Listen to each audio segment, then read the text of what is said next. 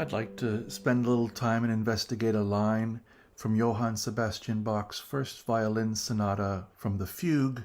It's just a line I took out, transposed it a little bit, and have put it now in two different keys.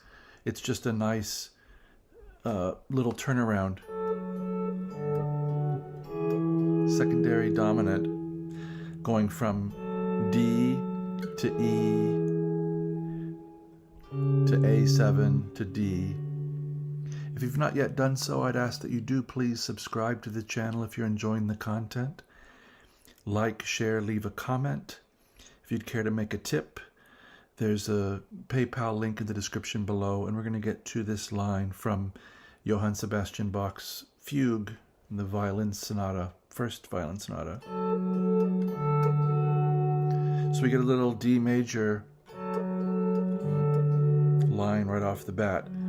First inversion, F sharp and A, 9th and 10th fret of the 5th and 2nd strings.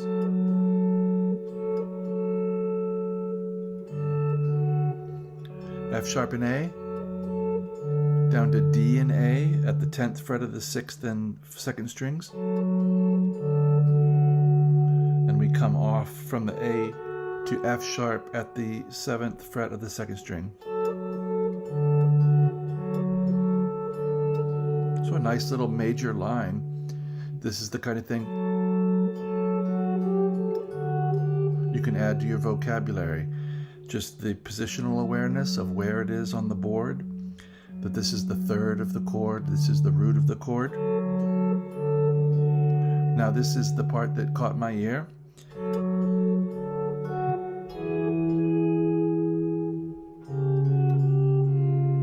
This little part. So all of a sudden, the 5 chord, which is A7 in this key, gets its 5. E major appears. And we get a little contrary motion line that's really nice, almost like a ragtime line.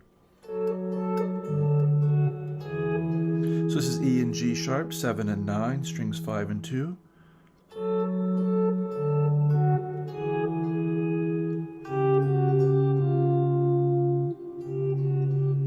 Does use those notes. This is C sharp with a G, frets 9 and 8. Pretty much have to do it with your middle 2 fingers, because we're going to toggle and get that half step below. So here's C sharp and G with an F sharp. So G, F sharp, G, E sharp basically. And sliding up to D 10th, or at D and F sharp, 10th and 11th fret, interval of a 10th.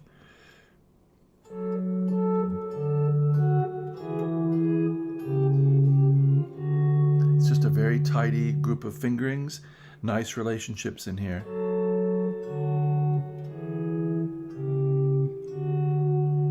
We can move it up a 4th.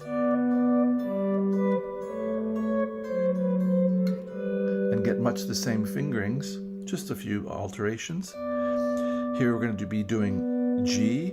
Here's a B and a D at the 9th and 10th fret. So same fingering more or less. 9 and 10 coming down to G, the root, at the 10th fret of the 5th string. So third in the bass, root in the bass. Now here's a little A7 chord. So just 2 notes, A and C sharp, 7th and 9th fret of the 4th and 1st strings.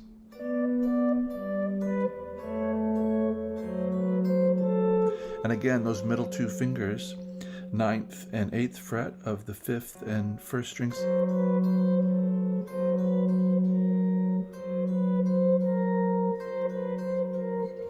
And that's what he had. You can also play the chord tone to G. So instead of F sharp, C, B, C, leading tone, or half step below the 3rd of G, can have the whole step below. Or, so there I'm reaching up for a single A sharp there on the 11th fret of the second string.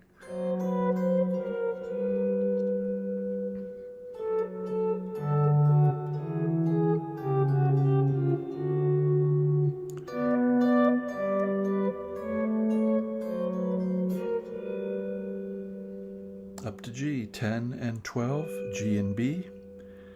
So two little uses for this line from Johann Sebastian Bach. Again, it's from the Violin Sonata number 1 from the Fugue, fairly early on.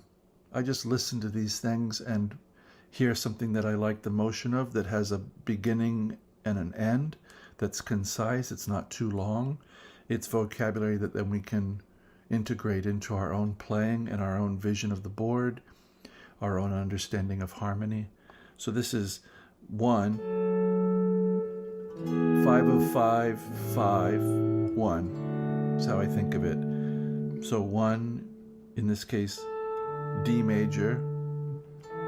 You could say 2, but 2 would usually be minor even in keeping with the key. So this is really its reason for being here. That G sharp note is making the case for the 5 of 5. So in this instance, if I play D,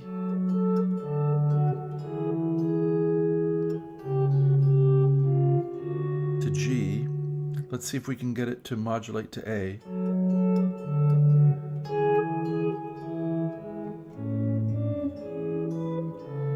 So it took a couple of extra 5/1s of E7 to get A to sound like it was home.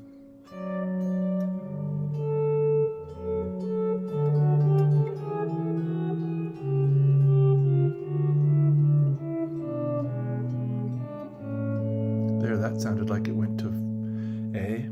So we've modulated up a 5th if we want. And we're there.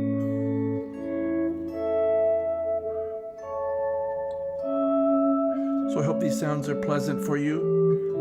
Let me know if you have questions or comments. I look forward to hearing from you as always. I wish you a very good day.